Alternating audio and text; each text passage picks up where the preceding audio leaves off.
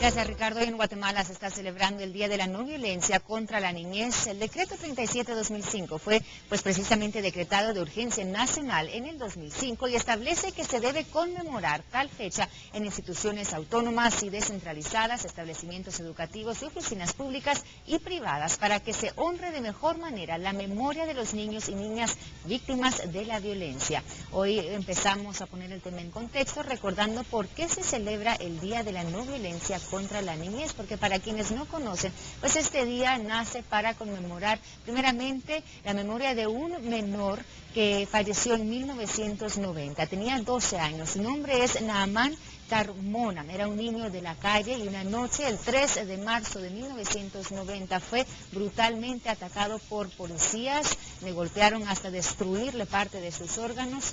El niño falleció después, 10 días después, en el hospital, precisamente un 13 de marzo. Y por eso precisamente se celebra este día en esta fecha, recordando a Naamán Carmona y también, por supuesto, otros niños víctimas de la violencia en nuestro país. Y para darle paso entonces ya al análisis de este tema, le damos la bienvenida al señor Leonel Dubón del Refugio de la Niñez y también a Glenda de la Roca, pues activista por la niñez. Muchísimas gracias a ambos por estar con nosotros.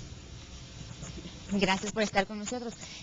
Una situación realmente preocupante, Leonel, empezamos contigo. Las cifras que nos indicaban hace varios días es que en lo que va del año, 244 menores han fallecido, aproximadamente el 30% de ellos por arma de fuego. Me decías, es un 78 muertes de niños, ¿no?, por arma de fuego, y hay otras muertes también por hechos violentos. ¿Cómo se vive la situación de la niñez, la violencia hacia la niñez en el país? Bueno, lamentablemente la situación de la niñez, hay que reconocerlo, que tristemente ha empeorado significativamente, ¿no?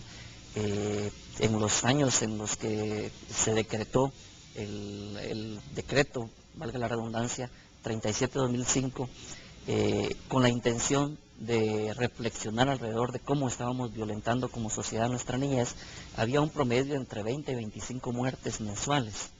Hoy, en enero y febrero, tenemos 78 muertes por arma de fuego, 30 muertes que incluye asfixia por ahorcamiento, que incluye desmembramiento. O sea, hemos llegado a cifras impresionantes de muertes violentas.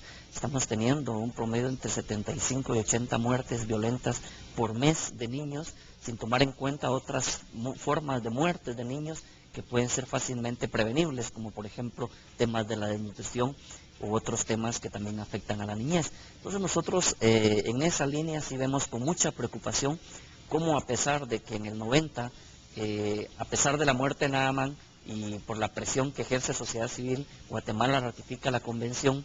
Del 2003 para acá, Guatemala ha legislado, tenemos cerca de 4 leyes innovadoras en materia de protección a la niñez y a la adolescencia, empezando con la Ley de Protección Integral. Sin embargo, en lugar de que estas leyes ayuden a mejorar las condiciones y a mejorar la protección de la niñez, hoy por hoy podemos decir que estamos tristemente en un estado de desprotección de la niñez. Y hablemos de la violencia en sí, o sea, ¿qué conocemos como violencia hacia la niñez? Porque no solo son las muertes, sino que es violencia intrafamiliar. Hablábamos también del caso de estas 2 enfermeras que robaban a los niños para darlos en atención. Todo esto me imagino que comprende esa violencia que se da hacia la niñez guatemalteca. Bueno, las formas de violencia contra la niñez en la actualidad son sumamente preocupantes. La que mayor porcentaje se está arrojando es el tema de la violencia sexual. Se está reportando una violación sexual en niñas y adolescentes cada hora en el país. En el 2012 se reportaron cerca de 23,000 violaciones sexuales cometidas en contra de los niños y las niñas. Tristemente, el 90% de estas violaciones se están dando al interior de la familia.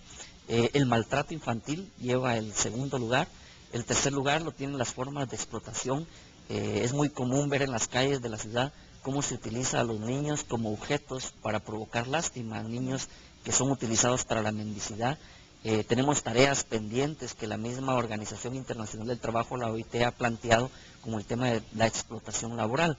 O sea, la violencia contra la niñez tiene dimensiones inimaginables en el país y se necesita realmente que las políticas y las acciones enfocadas a la protección de la niñez tienen que dar un giro significativo. Ahora, quisiera hablar Un sector, hablábamos también de esto, que ha sido olvidado realmente, que sufre de mucha violencia, es ese sector de niños en la calle, ¿no? Niños que están viviendo en nuestras calles.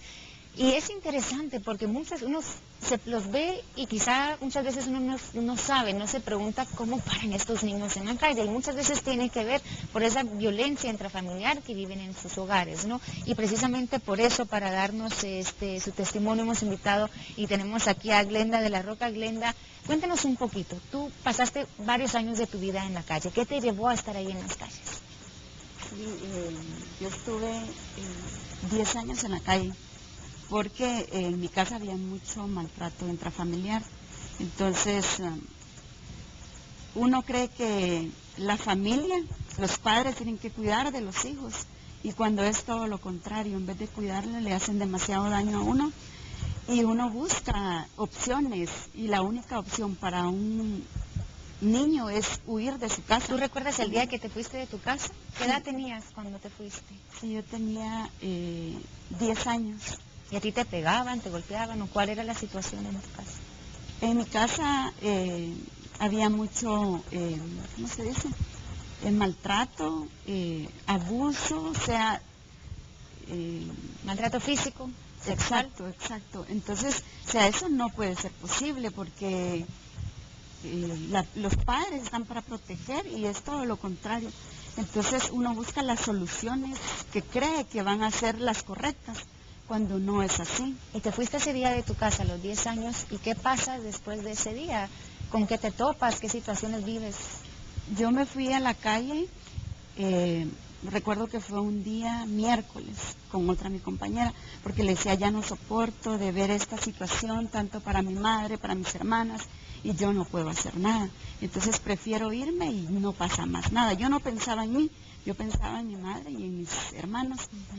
Entonces yo me voy a la calle y me voy al Parque Central, y entonces me dicen, ¿quieres olvidar todo lo que te ha sucedido? Sí, les digo yo, ¿verdad? Entonces empiezo a consumir drogas, que para mí no me da pena, sino que es un orgullo, porque uno ha aprendido, uno va aprendiendo y comprende después a las personas. Entonces de ahí me topo en la calle, cuando es todo lo contrario, vivo lo peor que en mi casa. Entonces digo, no es posible, o sea, ¿por qué? O sea, en ese momento o en ese tiempo me preguntaba, ¿por qué? O sea, ¿por qué a mí? Pues, ¿Qué tipo de maltrato vivías en la calle? O sea, por parte de quienes también estaban en la calle, por parte de autoridades. Cuéntanos un poquito de tus experiencias en esos 10 años que pasaste en la calle. Sí, cuando yo llegué a la calle y llegué al Parque Central, o sea, yo encontré lo que no encontré en mi casa, o sea, una familia, la seguridad, porque entre nosotros nos cuidábamos, ¿verdad?